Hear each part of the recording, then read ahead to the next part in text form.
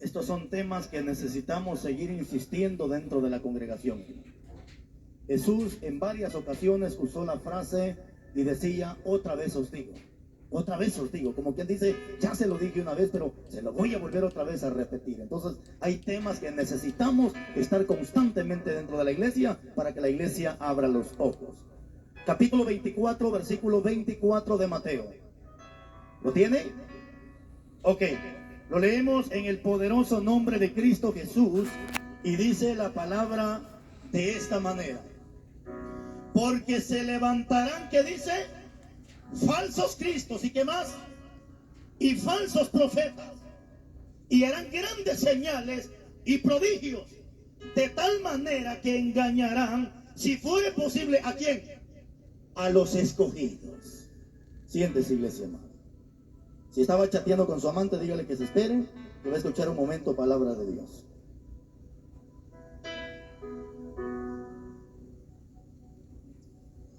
Ayer el pastor Enoch decía unas palabras muy sabias y decía que muchos se atreven a decir, pero si en el mundo cuando íbamos a la marimba hasta que cerraban la marimba y nosotros seguíamos ahí.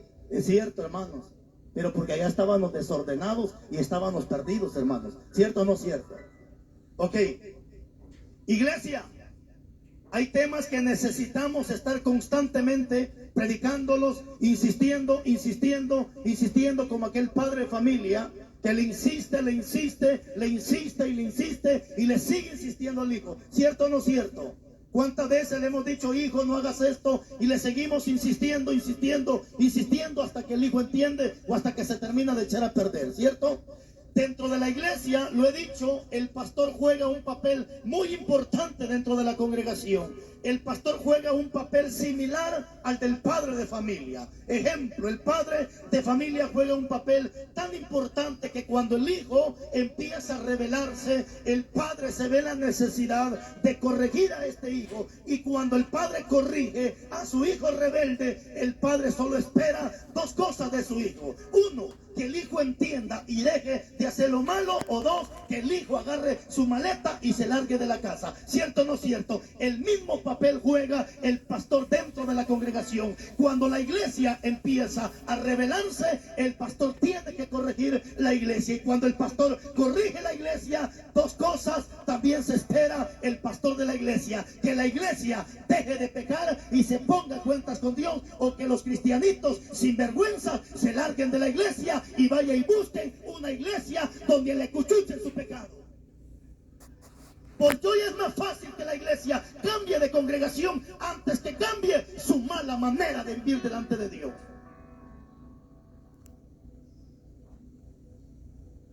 La Biblia, mis hermanos, está llena de profecías.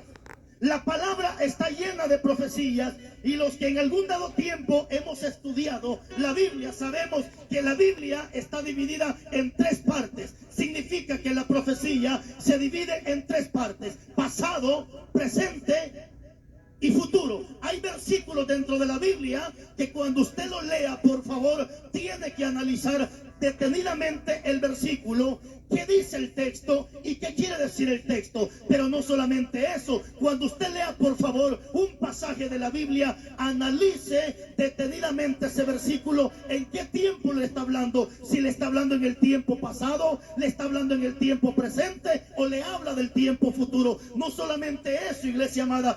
Lo bueno que me dieron un bonito tiempo y lo voy a aprovechar a lo máximo. No vamos a chismosear, vamos a hablar de la Biblia. Ok, cuando también usted lea un texto de la Biblia, por favor, analice a quién se le dijo ese texto y por qué se le dijo y cuándo se le dijo. Le voy a explicar por qué. Porque si tomamos textos a nuestra conveniencia, pueda que nos vayamos al infierno por estar tomando temas o versículos a nuestra conveniencia y para tapar pecados que a veces tenemos dentro de la iglesia. Ejemplo, hay gente que solamente lee aquel versículo de Mateo 7:1 cuando dice: no juzguéis para que no seas. Ahí vamos. Hágame un gran favor. Dígale que está a su lado: si te enojas con la palabra, tu papá se llama diablo. Dígale.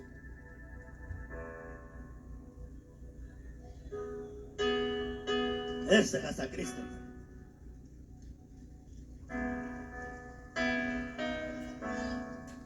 Le explico esto porque la gente sin vergüenza toma textos de la Biblia muchas veces para esconderse. Yo pienso que Mateo 7:1 es como este tubito que está acá. Y digamos que yo soy el que me estoy escondiendo detrás de Mateo 7:1. Ejemplo, el adúltero usa Mateo 7:1. No juzguen, no critiquen. ¿Quiénes son ustedes para ver las faltas de otro? ¿Quiénes son ustedes para condenar y para ver los errores de la gente? No juzguen. Cállese la boca, hijo de Satanás. Ese texto usted tiene que analizarlo detenidamente. Y la clave de Mateo 7:1 está en el capítulo 7, versículo 5. ¿Qué dice ese versículo? Hipócrita, saca primero la viga de tu ojo para que puedas ver la paja del ojo que está en tu hermano. Eso significa que no lo puedo juzgar a usted si estoy igual que usted. No lo puedo corregir a usted si estoy igual que usted. Entonces, cuando lea un texto, analícelo por favor exhaustivamente. ¿Quién lo dijo? ¿A quién se lo dijo? ¿En qué tiempo me habla? Si me habla pasado, presente o futuro. Aquí acabamos de ver, iglesia, un versículo que es de manera, hermanos, futura y presente, podríamos decir. Porque así como han habido falsos profetas, seguirán habiendo falsos profetas. Pero mire para acá, por favor. Dentro de la iglesia no solamente hay falsos profetas. Gálatas 2:4 dice Pablo que también dentro de la iglesia hay falsos hermanos. Pero no solamente hay falsos hermanos. Pablo también dice en la segunda carta de Corintios, capítulo 11, versículo 13, que también dentro de la iglesia hay falsos apóstoles. Pero no solamente eso. Cristo también en Juan capítulo 10, versículo 11, dice Cristo que también dentro de la iglesia hay falsos pastores. Pero no solamente eso. Dentro de la iglesia también vamos a encontrar lo que acabamos de leer, falsos Cristos. Pero no solamente encontramos falsos Cristos, sino que también encontramos falsos profetas. Ay, hermanos.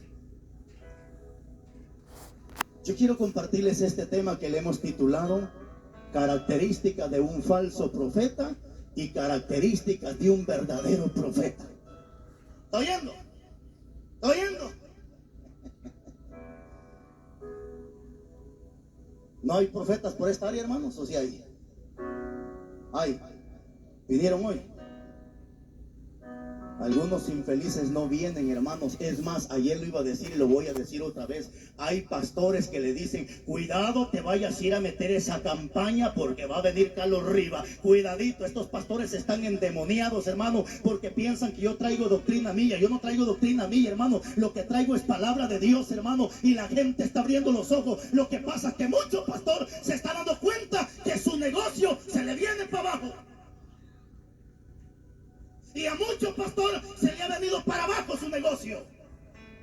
Y muchas ovejas ahorita se están saliendo de las congregaciones. Y no se están saliendo porque sean rebeldes, sino se están saliendo porque dentro de esa iglesia no hay pasto verde, sino lo que hay es comida chatarra, basura, piedras. Y le traigo una noticia: las ovejitas no comen palo, ni piedra, ni basura. Las ovejitas se alimentan de pasto verde, que es la palabra de Dios. Aquí hay gente que no se le invitó y está presente porque ama la palabra.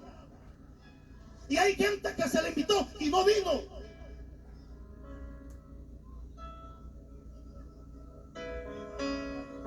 Hay cosas dentro de la Biblia que jamás podremos evitarlas, hermano. Hay cosas que son inevitables. Una de esas cosas inevitables es que dentro de la iglesia tiene que haber trigo y tiene que haber cizaña.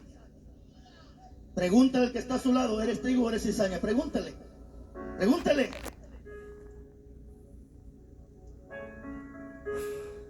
Dentro de la iglesia tienen que haber ovejas y tienen que haber cabros.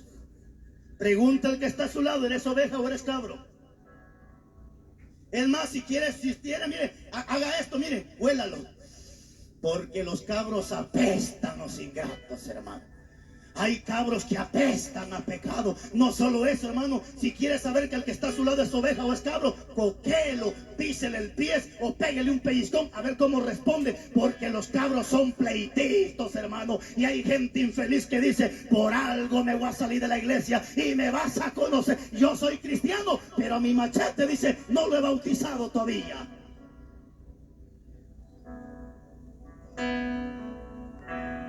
Entonces dentro de la iglesia hay cosas que son inevitables y no podemos evitar que hayan falsos profetas dentro de la iglesia. Pero iglesia, yo necesito saber cómo se identifica un falso. ¿Sabe por qué? Porque este texto me preocupa, porque el texto de manera literal dice que los falsos profetas harán grandes señales y ¿qué más?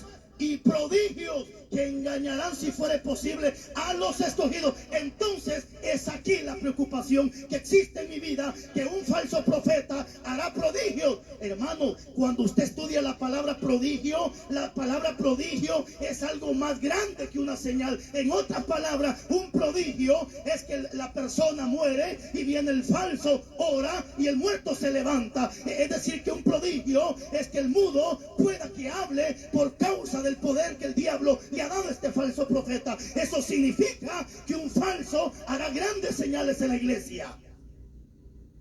Y siempre he puesto este ejemplo. Siempre lo he puesto. Digamos que llego yo a orar por usted. Y voy, todavía me llevo el pastor Enoch. Los dos vamos, hermanos, a orar. Y usted está enfermo. Oramos por usted. Y usted, en vez de que se sane, se muere, hermanos. Porque a veces eso pasa, ¿no? Que ora por un enfermo y en vez de que se sanen, se mueren los ingratos. Y ahí le están echando el clavo a uno, hermano. Pero dejémoslo ahí. Fuimos a orar y usted no se sanó.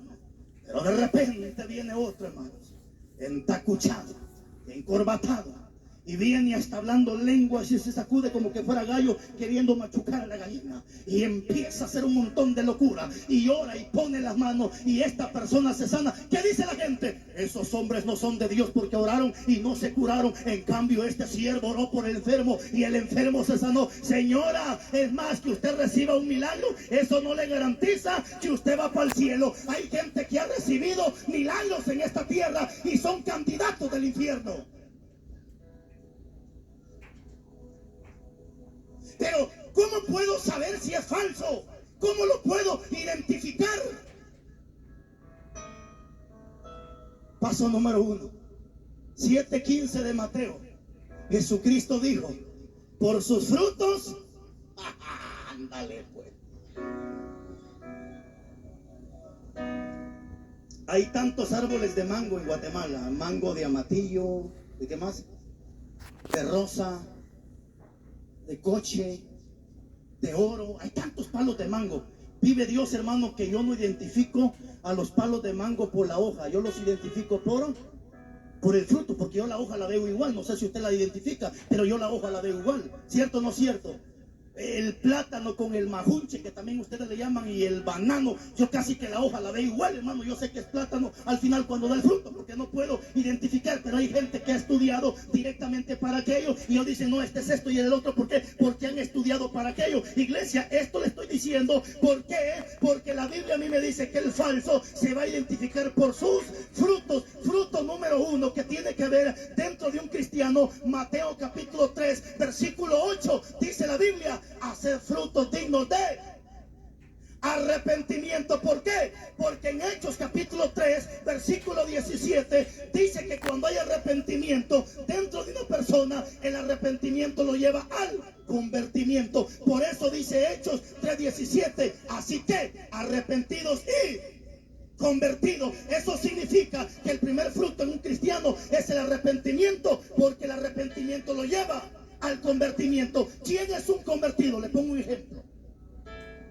Dentro de la iglesia tenemos mucha gente solo arrepentida, mas no convertida. El arrepentido, como aquel borracho. El borracho trabaja toda la quincena, saca su pan. El domingo se emborracha. El día lunes amanece hasta orinado, hasta violado, y amanece bien fregado. Se chupó todo. Y cuando despierta el día lunes, dice: híjole, ya ni para el gasto de la mujer. Y el hombre hasta llora y dice: me arrepiento de haber tomado, me arrepiento y me arrepiento. Y se arrepintió. quincena otra vez, vuelve a emborracharse, porque se arrepintió, mas no se convirtió. Así tenemos gente dentro de la iglesia, caen para diciembre. Ahorita caen un montón de infeliz, hasta pastores caen para diciembre, hermano. Qué desgracia de gente. Mire, se levantaron para diciembre, vuelven a caer para el día de febrero, el día del amor y la amistad, se vuelven otra vez a parar, vuelven a caer para Semana Santa, se levantan otra vez, vuelven a caer para mayo y se levantan, y así están. Se les mete un espíritu de sol, hermano, que caen, se levanta, caen, se levanta.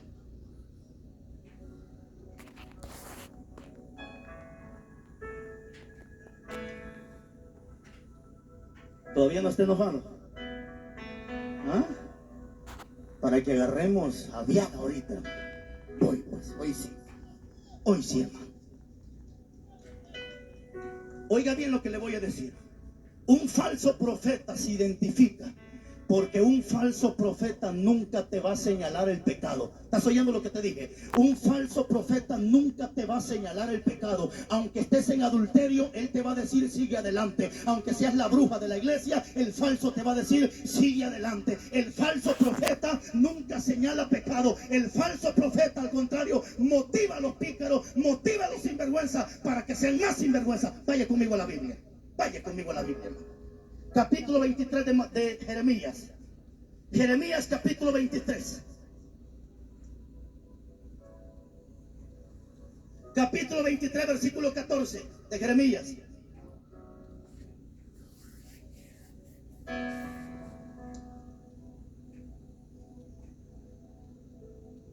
¿Lo tiene? Jeremías 23, 14. Mire qué precioso pasaje, hermanos. ¿Lo tiene? Dice: y en los profetas de Jerusalén he visto torpeza. ¿Qué dice? Cometían adulterios y andaban en mentiras y fortalecían las manos ¿de quién? De los malos. ¿Para qué? Para que ninguno se convirtiese de su maldad. Me fueron todos ellos como Sodoma y sus moradores como Gomorra. ¿Se da cuenta que el falso profeta no te reprende el pecado?